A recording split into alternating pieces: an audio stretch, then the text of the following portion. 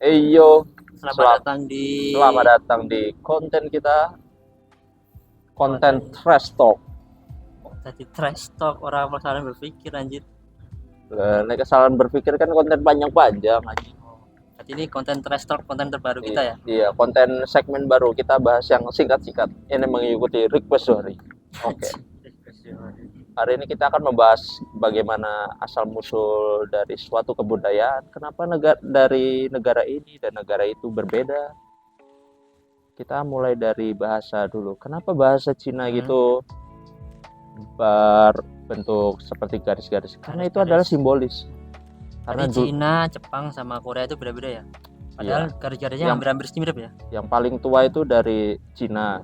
Dari Cina terus orang-orangnya kan berpindah ke migrasi ke Korea lalu ke Jepang. Korea yang mungkin kedua dan yang terakhir adalah Jepang. Karena Jepang adalah penyederhanaan. Ibaratnya dari bahasa programming, kalau Cina adalah bahasa C dan Jepang adalah bahasa Java. Jadi mungkin dulu itu ada orang bisu ya, terus ditanyain oleh orang nggak paham juga pakai bahasa isyarat. Orang bisu terus wah aku harus jawab gimana, jadi digambar-gambar garis-garis apa ini, terus berkembang jadilah suatu huruf Cina. Dan itulah kenapa dari satu negara dan benua lain, negara lain berbeda-beda. Seumpama di Yunani, terus di India, Jawa, Eropa berbeda-beda karena alamnya berbeda, iklimnya berbeda. Iya. Dan itu juga mempengaruhi kebudayaan Dika. Kenapa budaya di Cina, India, Eropa, dan Indonesia berbeda-beda? Tapi kan hampir sama loh. Ada yang kebudayaan yang India sama Indonesia kan sama-sama agama Hindu dulu. Gimana tuh? Saya kan ngomongnya berbeda bangsat tuh. Tapi kan sama, itu kan ada. Iya berbeda, nggak sepenuhnya berbeda. Maksud saya tetap ada kesamaan. Nggak kayak hitam putih Dika. Terus jelaskan kenapa ada agama Hindu ini tersebutkan ya Pak?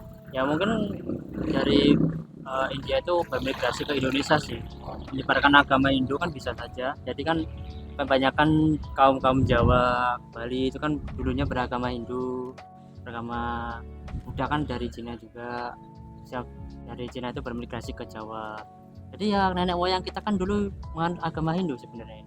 Dan juga kebudayaan itu kan turun-temurun dari ya. Terus korelasi dengan pembahasan saya di awal itu apa nih dengan bahasa? Ya kan saya kan cuma menjelaskan anjir, nggak ada korelasi apa. Ya cuma menjelaskan aja. Kenapa? Apa salah saya? Kenapa? Cocok lah. Kenapa? Boleh dong. Ya itu kayak jawab ditanya, kamu suka bubur nggak? Enggak, aku kemarin udah mati kok. Anjir kan nggak jelas banget anjing kok. Dan juga boleh. Dari hasil olah pikir saya saat mau tidur dan melamun, saya kepikiran begini. Saat awal mula penciptaan manusia kan bahasa belum ada ya. Jadi bagaimana caranya Tuhan dan Nabi Adam itu berbicara?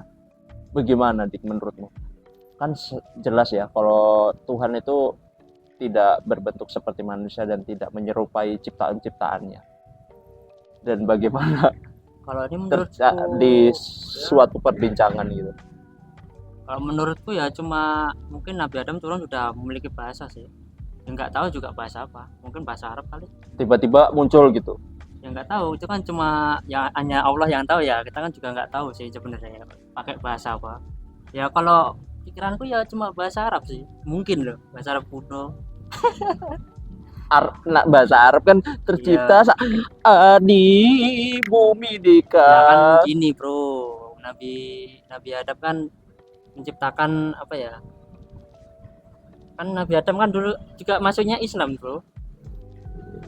Agama Islam itu disempurnakan saat di zaman Nabi Muhammad Dika. Jadi dulu itu pakai bahasa apa nih dulu? Saya kan tanya Ya, barusan kan aku juga tak tahu bro, makanya aku jawab yang seperti itu. Terus kamu kok nolak ya kan aku juga nggak tahu bahasa apa.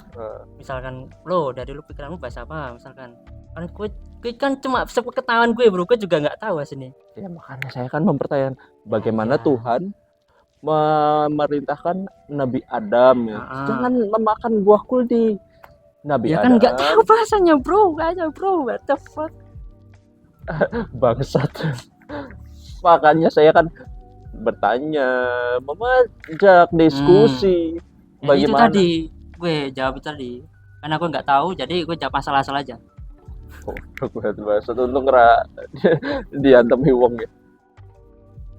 Ya memang Jadi, bahasa apa bro emang? Iya, makanya itu ya. Bagi anda yang tahu nih. Mungkin tahu kalau ilmu. itu yang jadi misteri saya kayak bagaimana ya Tuhan berbicara kepada Nabi Adam untuk jangan memerintahkan jangan memakan buah kuldi ya. Lo aja nggak tahu bangsat. Apakah dari gelombang dari frekuensi gitu gelombang. menyampaikan pesan-pesannya kayak radio gitu aja mungkin. Secara pemikiran terhubung ke otak mungkin pakai langsung. telepati sih mungkin.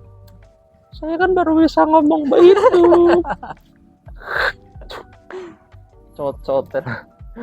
Nah, dan juga kan di kitab-kitab gitu kan ceritanya sama ya, asal mula suatu manusia ini bagaimana ya, berawal dari Nabi Adam bersama Hawa di surga, nggak boleh makan buah terlarang. Kalau di Kristen buah knowledge atau pengetahuan yang diibaratkan dengan apel, dan kalau di Islam adalah buah kuldi. Tapi perbedaannya dari yang versi Kristen dan Islam itu kan, kalau di Islam Nabi Adam sudah berpakaian ya daun-daunan mungkin ya. Daun-daunan ya jadi. Dan kalau di versi Kristen itu setelah memakan buah knowledge, jadi dia sadar, wah kita tidak memakai baju dan kita seharusnya malu gitu. Terusan kita dihukum dengan jatuh ke bumi gitu.